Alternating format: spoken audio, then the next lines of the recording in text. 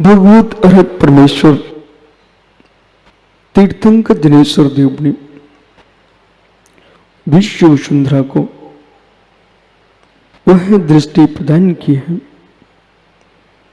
जिसके माध्यम से अंतरंग बहिरंग परम ब्रह्म अहिंसा का पालन होता है। किंचित मात्र भी मन में खिन्नता न हो, किंचित मात्र भी वचन में विकल्प न हो, एकाकी एकत्व दृष्टि जीव को क्लेश देती है।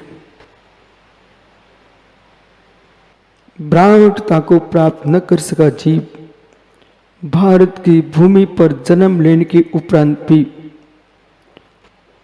तीर्थंकर देशना के अनेकांत शादबाद को नहीं समझा, संकुचित दृष्टि में जीता रहा। खिले पुष्प में किसी की मृत्यु नहीं होती, यानी बंद फूल में भौरा मर जाता है। खिले पुष्प में मृत्यु नहीं होती, बंद फूल में भौरे की मृत्यु होती है। जिसका हृदय विशाल है, सोच विराट है, वहां किसी की, मेरे मित्र, किसी भी जीव के अंदर की विशुद्धि की मृत्यु नहीं होती है, संक्लेशता का जन्म नहीं होता है। जिसके हृदय में विचारों में विशालता नहीं है, उसके संप्रदाय का जहर भरा होता है। जिस व्यक्ति ने, एक व्यक्ति ने जहर की पुड़िया खा ली, मात्र उसी की मृत्यु होगी। पर जिस व्यक्ति के अंदर, एक व्यक्ति के अंदर संप्रदायता का जहर फैल गया, पता नहीं लाखों करोड़ों लोगों को वो मार देगा, और इतने नहीं, वो सदियों सदियों तक मारेगा। जितना विष विषैला नहीं होता, उतना एकांत पच्च विषैला होता है। विष की विषैलता खाने वाले को मारती है, लेकिन संप्रदाय पंथ की जो विषैलता है वो सदियों सदियों तक, सहस्रों वर्षों तक जो संपर्क में आएगा उन सबको मार देगा। संकुचित हृदय व्यक्ति के विनाश का मूल बिंदु, संकुचित हृदय व्यक्ति के विनाश का मूल बिंदु। आज से यहां स्याद्भात सप्तभंगी अधिकार प्रारंभ हो रहा है। उस स्याद्भात सप्तभंगी को समझते समय ये हमें जानने की आवश्यकता है, तत्व का अधिगम वही कर पाएगा, तत्व का बोध वही कर पाएगा जिसके बाद स्याद्भात की विशालता, स्याद्भात अनेकांत की दृष्टि जिसके पास है, वो लोग को समझ सकता है। मैं ही सब कुछ हूं, इससे आदवादी नहीं बोलता, अनेकांतवादी नहीं बोलता। मैं भी कुछ हूं, मैं भी कुछ हूं, ये अनंत संभावनाओं से भरा है। समझ में आ रहा है आप लोगों को? मैं भी कुछ हूं, ये अनंत संभावनाओं से भरा है। मैं भी कुछ हूं, इस शब्द में दूसरे के अंदर भी कुछ दिखा दिया है। मैं भी कुछ हूं, इसका मतलब मैं ही सब कुछ नहीं हूं, मैं भी कुछ हूं मतलब अन्य भी कुछ है।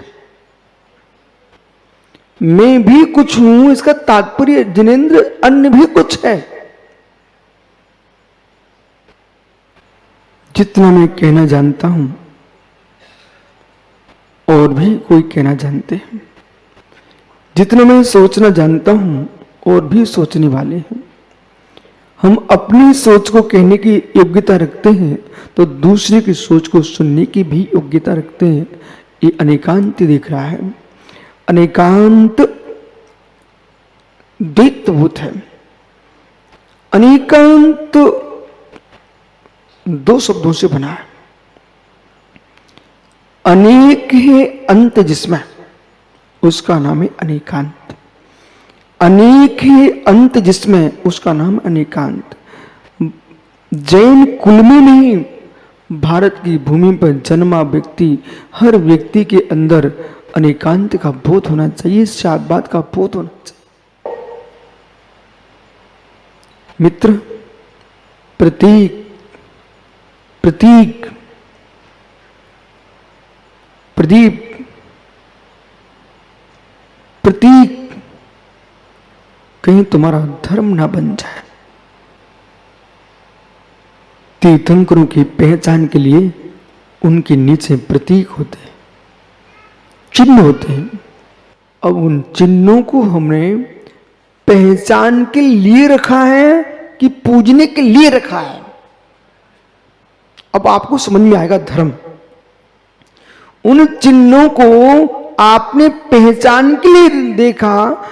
सौधर्मेंद्र जब भगवान बालक, जिन बालक तीर्थंकर का सुमेरु पर्वत पर अभिषेक करते हैं, उससे उनके दाहिने पैर के अंगूठे में जो लांछन होता है, उन तीर्थंकर का वही चिन्ह रखा जाता है। चिन्ह मात्र भगवान की पहचान है।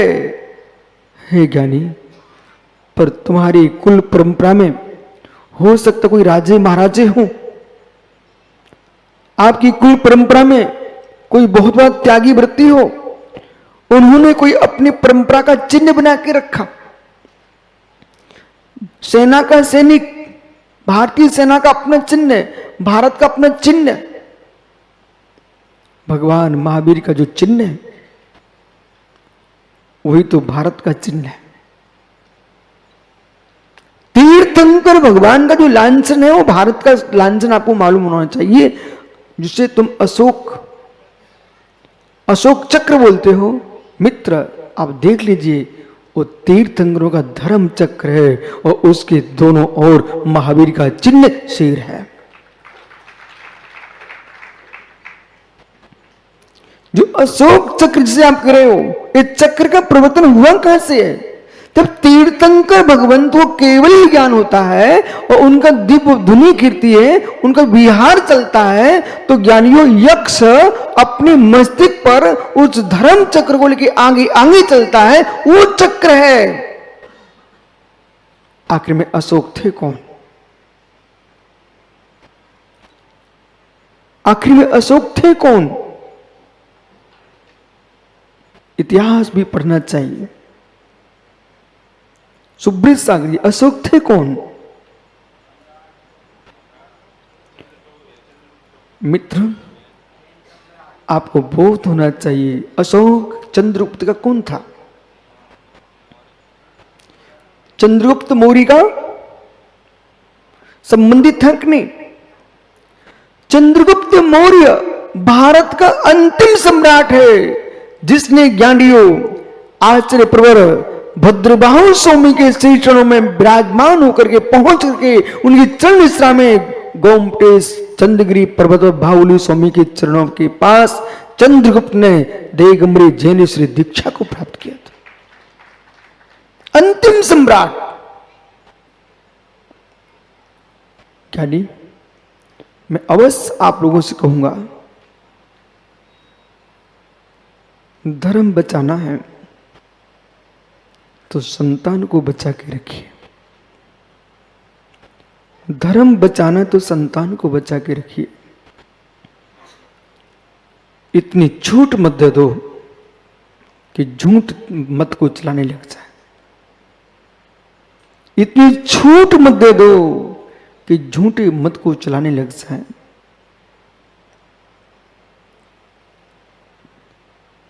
ओह,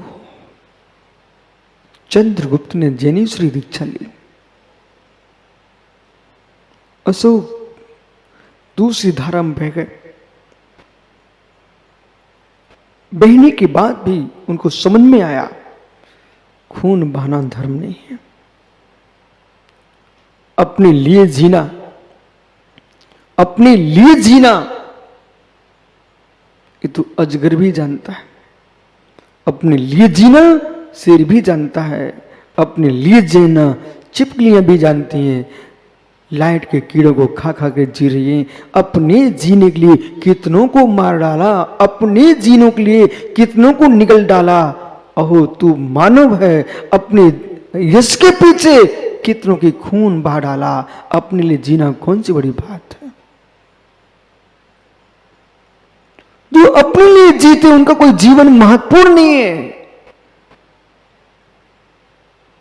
जो जगत के जीवों के कल्याण के लिए जीते हैं और अपना कल्याण कर लेते हैं, वे महापुरुष होते हैं। रितेश, मित्र तुम्हारे घर में लाल मालपुए बन रहे हैं, जलेबियां इमरतियां भर रही हैं और तुम तीनों भाई बैठ के मुस्कुरा के खा रहे हो। अचानक पिता की आहट हुई, थाली पहुंच के रख दी। तुम तीनों भाइयों ने क्या किया? काश तुम्हारे तीनों की इमरतियां जब अच्छी लगती कि तीनों के सामने बीच में तुम्हारे पिताजी बैठे होते और यदि नगर के कोई गरीब आदमी भी आके निकल पड़े होते, उनसे रितेश कहते आओ भैया भोजन कर लो, तो तुम्हारी इमरतियों में जितना मिठास नहीं था उतना चौगुना मिठास तुम्हारी बुद्धि के अंदर होता। वे इमरतियां फीकी हैं जिनमें अतिथि सत्कार की मिठास ना हो। वे लड्डू पेड़े फीके हैं जिनमें अतिथि सत्कार ना हो। वे किसान की रोटियां मेड़ की सुगंधित हैं, ये किसान की मेड़ की रोटियां सरस हैं, जो कि मेरे मित्र मार्ग में चलते पथिक से कहता है रारा जी आओ भाई कलुआ कर लो। किसान अपने खेत में काम करता है, जब मेड़ पर बैठकर भोजन करने बैठता है तो मालूम चलते पथिक से कहता आओ भैया कलुआ कर लो। वो करे ना करे पर चलते पथिक की उसने पूरी थकान उतार दी, पूरी थकान उतार दी।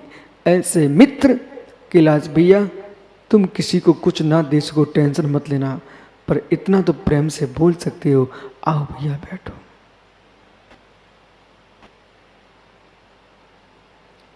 ये सोपा ना तुम्हारे हैं न दूसरे आने वालों के, हम क्यों ना यश लूट लें, आओ भैया बैठो। ट्रेन में जा रहे हो, न तुमने खरीदी ना उसने खरीदी, और प्रेम से तुमने बिठा लिया, तो मालूम जब उतरेगा ना तो आपकी नजर उतारेगा।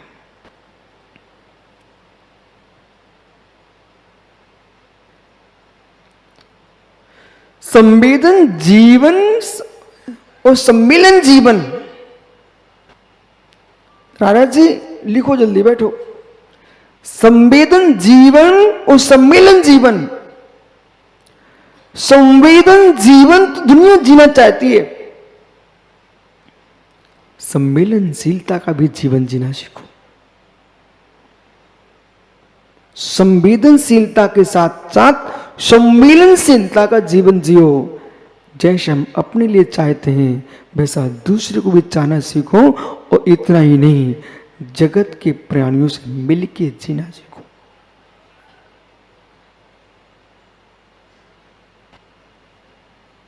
अनेकांत तुमको क्या सिखा रहा है? अशोक तुमने कितना खून बहाया, उससे शांति नहीं मिली। अशोक तुमने कितना खून बहाया, शांति नहीं मिली। अंत में अशोक की दृष्टि मूर्ति है, तो महात्मा यशोधर सागर जी उनको स्वीकार करना पड़ा। धम्मस्य मूलम दया, उनको स्वीकार करना पड़ा। धम्मस्य मूलम दया, बोलिए ज्ञानियों धम्मस्य मूलम दया, धम्मस्य मूलम दया, धम्मस्य, जोर से बोलो ना। धर्म का मूल दया है। तुलसीदास ने भी एक छंद बनाया, तो छंद बनाने के पहले उनको गौतम स्वामी का सूत्र याद आ गया था।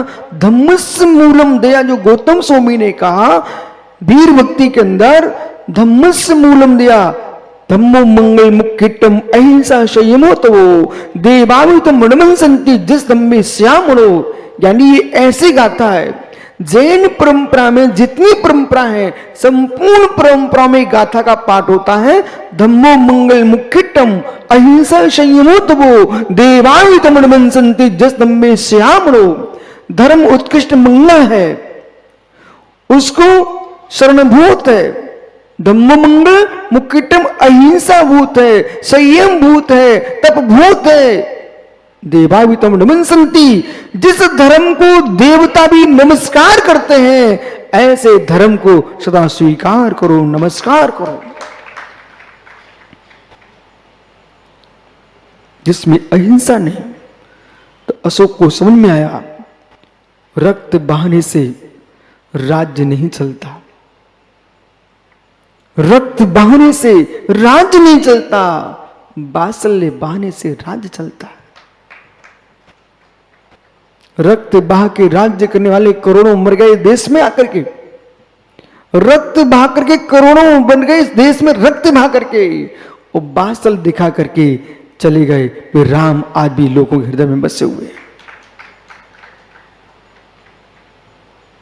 ओह,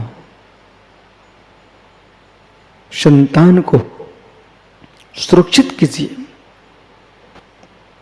संतान को सुरक्षित कीजिए। किन के साथ बैठ रहे हैं और किस भावना से बढ़ रहे हैं, ये ध्यान दो, ये ध्यान दो। बालक अपनी योग्यता को बचपन में ही खोज लेता है। बालक अपनी योग्यता को बचपन में ही खोज लेता है कि मुझे नौकर बन के जीना है कि स्वामी बन के जीना है। हर व्यक्ति की क्षमता अपने आप में निहित है, लेकिन इस बात का ध्यान दो, जगत में सबके बीच में तो रहना,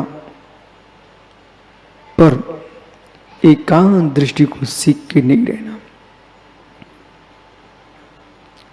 अनंत धर्मात्मक दृष्टि पर लक्ष्य जिसका अनेकांत। अनेकांत ने क्या आपको बताया? एक ही वस्तु, एक ही वस्तु अनंत गुण संपन्न है, एक ही वस्तु अनंत धर्मात्मक है। अनंत धर्मात्मक वस्तु को हमें किस प्रकार से समझना चाहिए? अनेकांत।